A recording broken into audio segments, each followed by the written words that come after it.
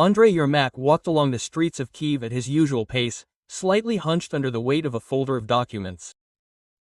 The morning was cool. The October wind ruffled the leaves on the trees, creating that special rustle that always reminded him of the approach of winter. He thought about the upcoming meeting with the president, about new initiatives that needed to be discussed, about the endless calls and meetings that awaited him in the office. Yermak did not notice how a gray minibus approached him. Only when 3 men in military uniform jumped out of it, he realized that something was wrong. Documents. One of them, a tall, dark-haired man with stern features, said sharply. Andriy automatically reached for the inside pocket of his jacket, but his hand was intercepted. Andriy Borisovich Yermak? Asked the second military man, checking the list. Yes, but I am. You are of draft age and subject to mobilization. Get in the car, quote. Yermak felt the ground slipping out from under his feet. It was absurd. He was an aide to the president, he had armor, documents, status. But the military, it seemed, did not know about this, or pretended not to know. Listen, there is some kind of mistake here, he began, trying to remain calm. I work in the president's office. I have all the necessary documents. We will check the documents at the military registration and enlistment office, the first one snapped. And now get in. Yermak's arms were firmly grabbed on both sides. He tried to resist, but realized that it was useless. Passers-by stopped, some took out their phones, but no one dared to intervene. Quote. You don't understand, Yermak continued to convince, while he was pushed toward the minibus. I need to contact the president's office urgently. Quote. This is a matter of national importance. But his words were drowned out by the noise of the morning city. The minibus door slammed shut, and Andriy Yermak, one of the most influential people in the country, found himself in the position of an ordinary conscript. Volodymyr Zelensky walked nervously around his office, glancing at his watch every now and then. Yermak was already half an hour late, which was completely out of character for him. Andriy always arrived exactly on time, sometimes even earlier. Maybe he got stuck in a traffic jam, one of his aides suggested. Andriy always leaves with plenty of time to spare, the president shook his head. Something is wrong. Yermak's phone was not answering. Zelensky asked the security service to check his location. 20 minutes later, an answer came that made the president turn pale. Quote, Mr. President, the head of security reported. According to CCTV, Andriy Borisovich was detained by representatives of the TCC at about 9 a.m. on Grushevsky Street. What? Zelensky exploded. How is this possible? He has all the documents. The armor. We are already investigating the circumstances. It looks like there was some kind of error in the system. Zelensky grabbed the phone and started calling. First the Minister of Defense, then the Chief of the General Staff, then the head of the TCC. Everywhere he was given the same answer. We are looking into it, Mr. President, we will figure everything out now.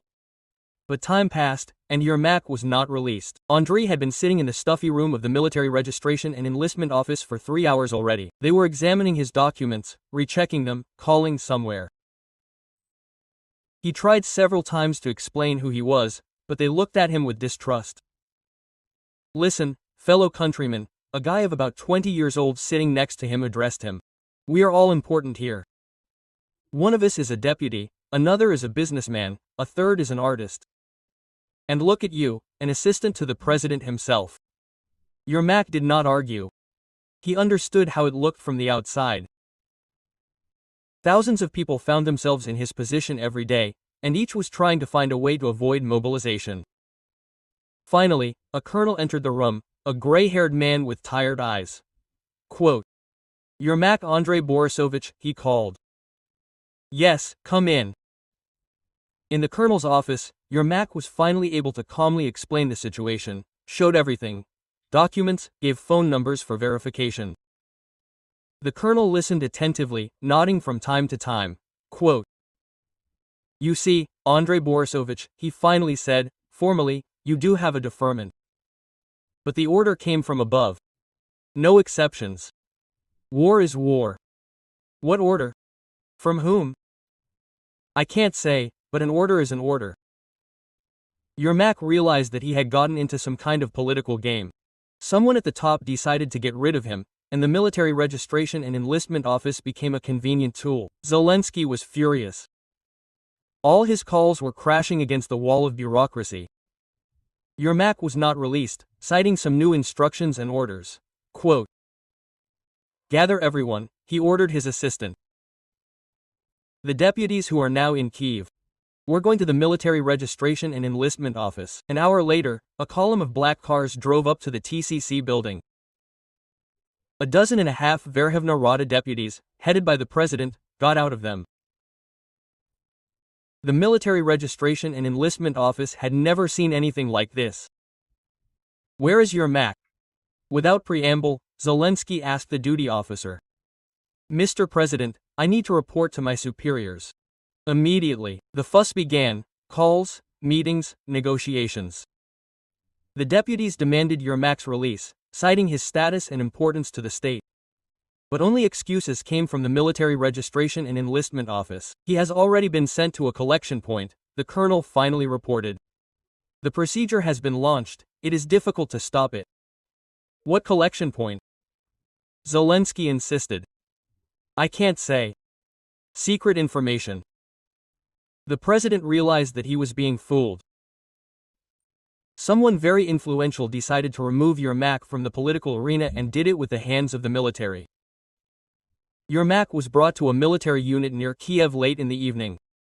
It was a gloomy place. Old barracks surrounded by a high fence with barbed wire.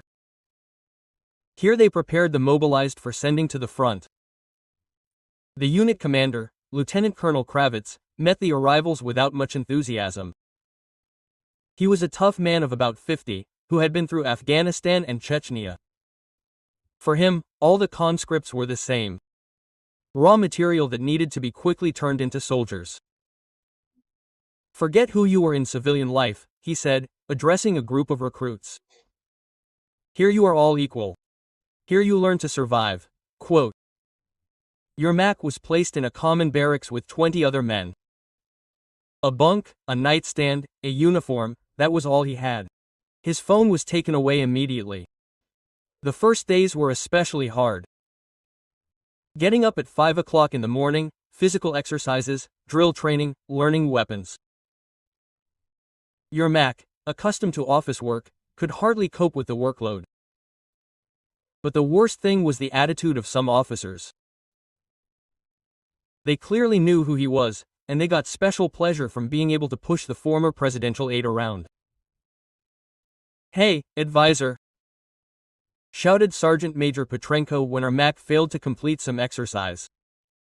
They didn't teach you how to do push-ups in Bankova. Andrei kept quiet and endured. He understood that any attempt at resistance would only make the situation worse. Every day, the attitude towards Yermak became worse.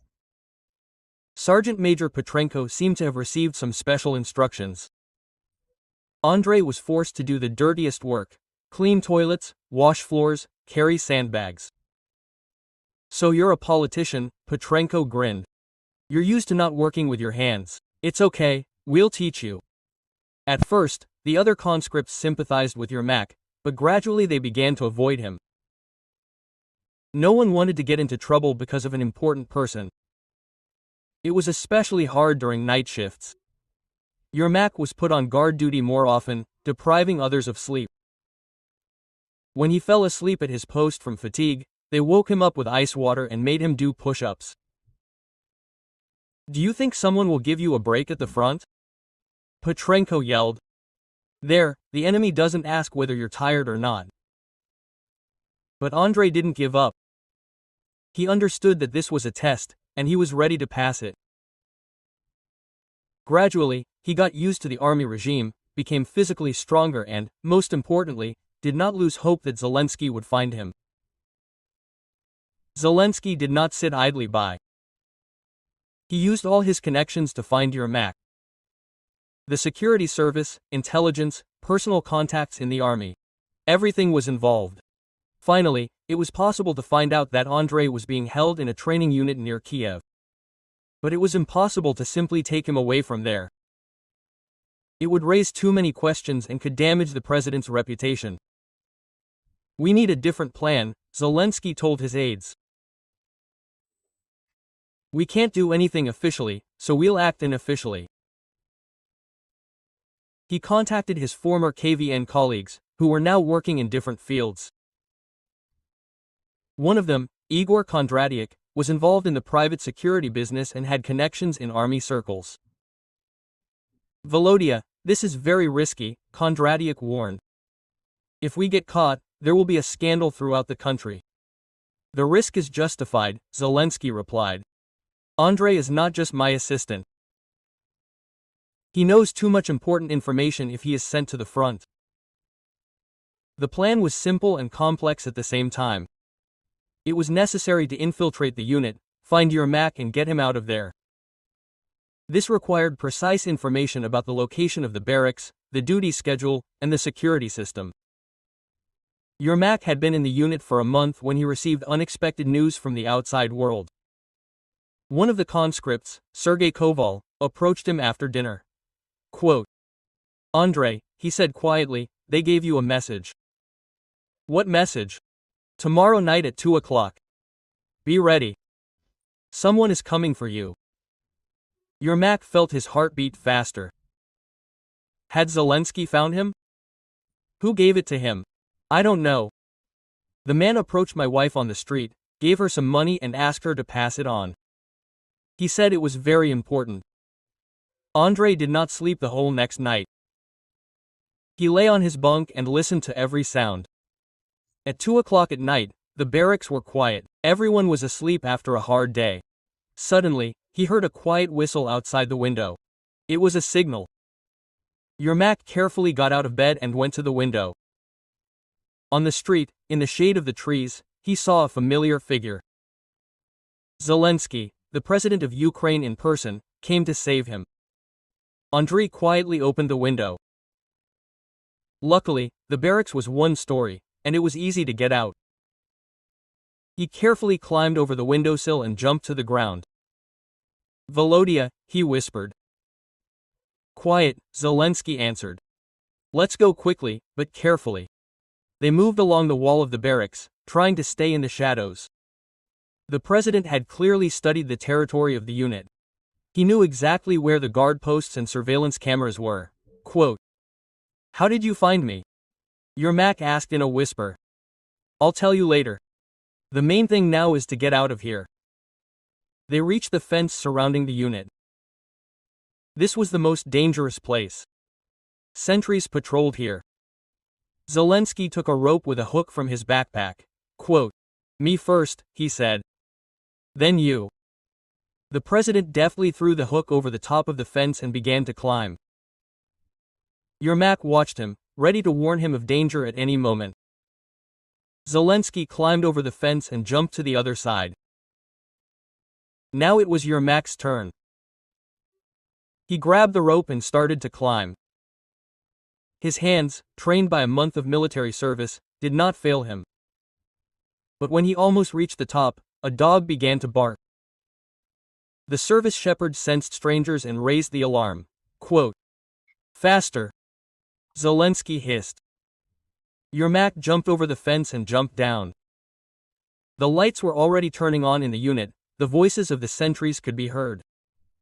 Run, the president commanded. They ran across the field to the forest, which began half a kilometer from the unit. Behind them, they could hear the barking of dogs and the cries of their pursuers. The searchlights searched the area, but so far they had not found the fugitives. The forest greeted them with darkness and silence.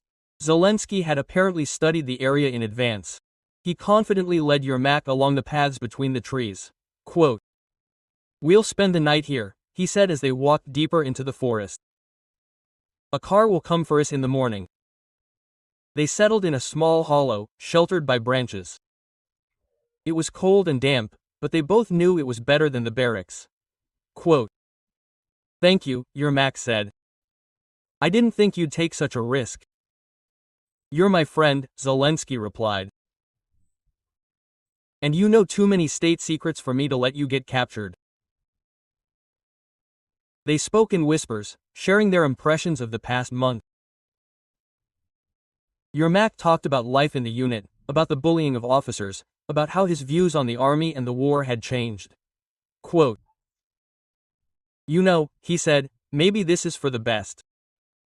I understood what our soldiers go through. It's worth a lot." Zelensky nodded.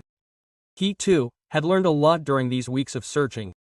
He understood how fragile power is and how easy it is to lose everything. Dawn found them dozing in the forest thicket. Zelensky was the first to hear the sound of an approaching car and woke Yermak. Quote, "It seems our guys have arrived," he said. They carefully emerged from their shelter and headed toward the edge of the forest, where the car was supposed to be waiting. Indeed, a black SUV with tinted windows was parked on the forest road. Quote, "Finally," Yermak sighed with relief. They emerged from the forest and headed toward the car. The driver saw them and waved. A few more steps, and they would be safe. But when they were about 20 meters from the car, soldiers jumped out from behind the trees. There were about 10 of them, all in full combat gear with machine guns at the ready. "Stop! Hands up!" Quote, the group commander shouted. Zelensky and Yermak froze. The escape failed at the very last moment. "Mr. President," the officer addressed Zelensky. "You are under arrest for aiding desertion and violating military law." The SUV driver turned out to be a setup. They were given away and brought back to the military unit under escort. Now the regime has become even tougher. Yermak was placed in solitary confinement, and Zelensky in a separate cell for especially important prisoners. Lieutenant Colonel Kravitz was furious. Escaping from his unit was a stain on his reputation that could cost him his career. "Did you think you were smart?" he yelled at Yermak. "You thought the laws were not written for you. Now you will get the full program." The regime has really become tougher. Yermak was forced to work from morning until night. He was deprived of all the privileges that a conscript could have. Zelensky was also gone value. The former president was now an ordinary violator of military discipline. A week later they were called to the unit commander.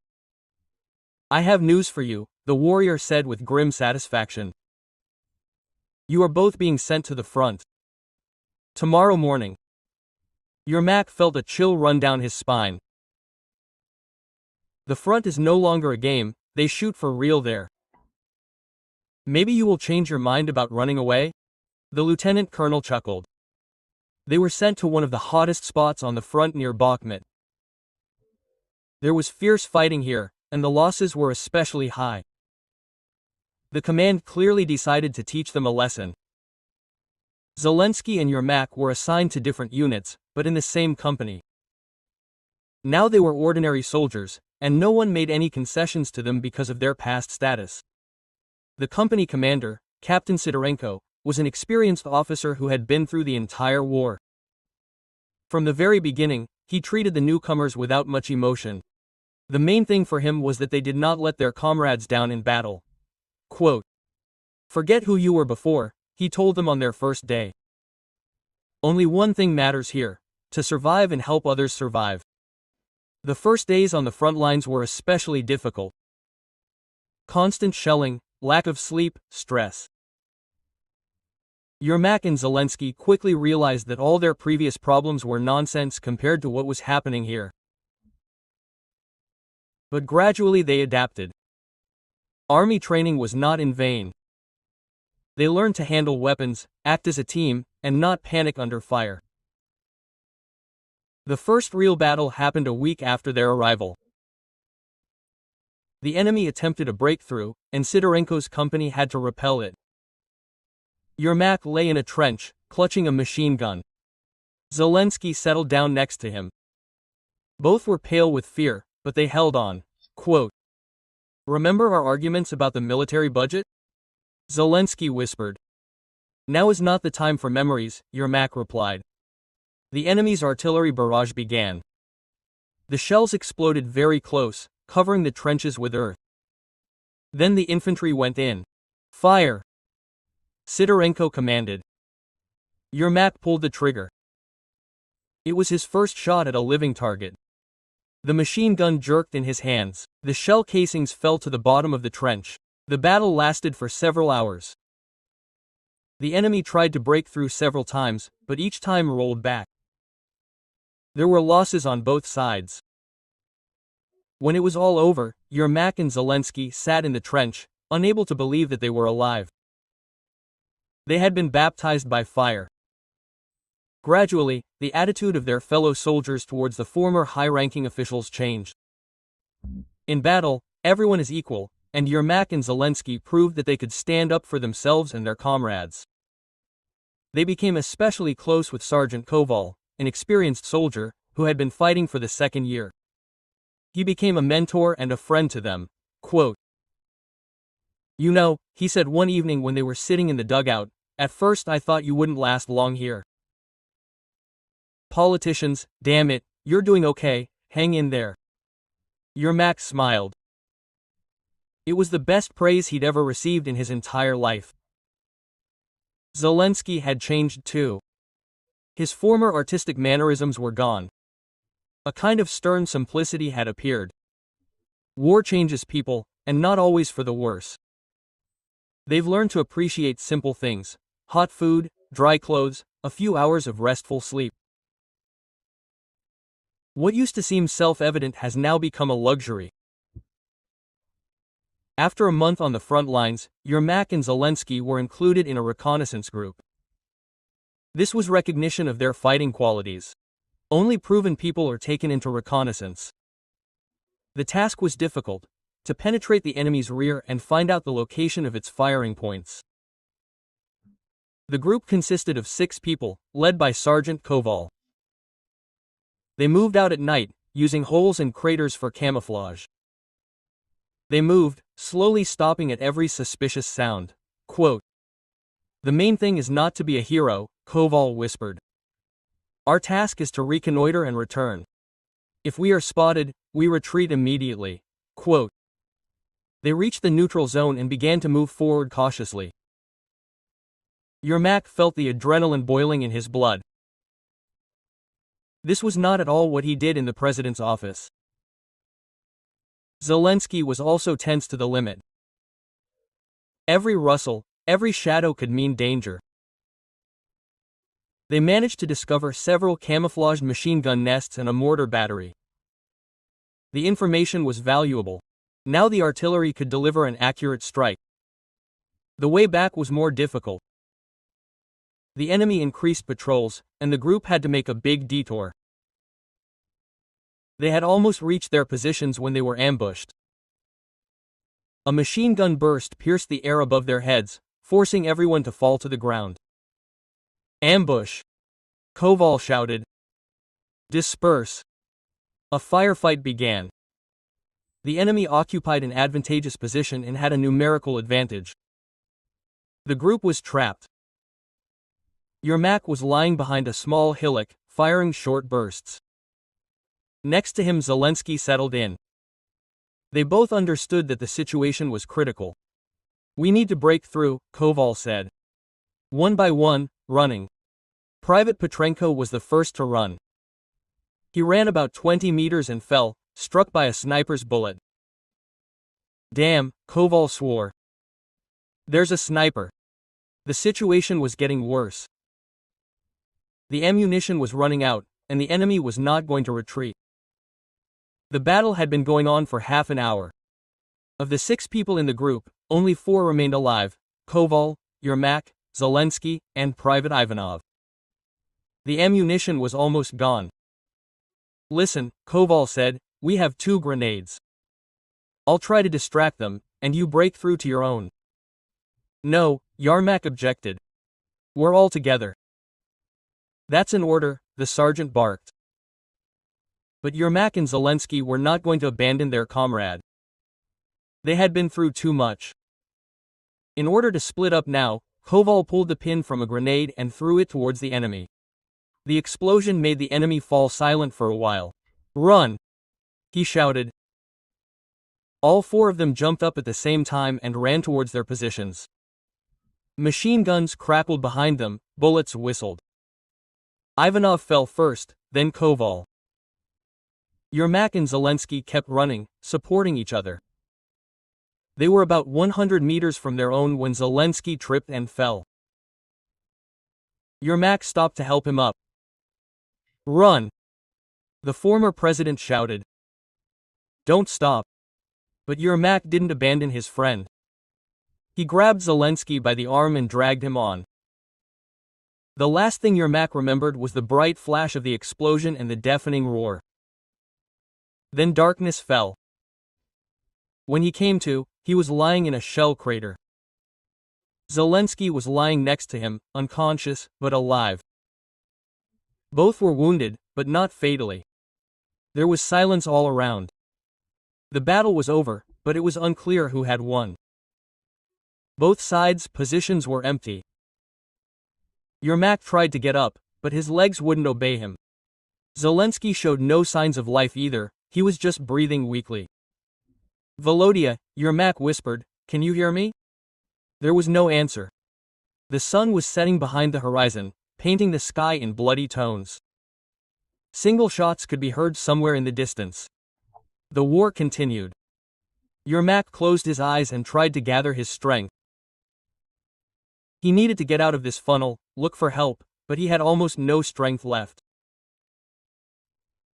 He thought about how it all began with an ordinary morning, when he went to work in the president's office. Then he thought he knew what power and responsibility were. Now he realized that he knew nothing. The war had changed them both.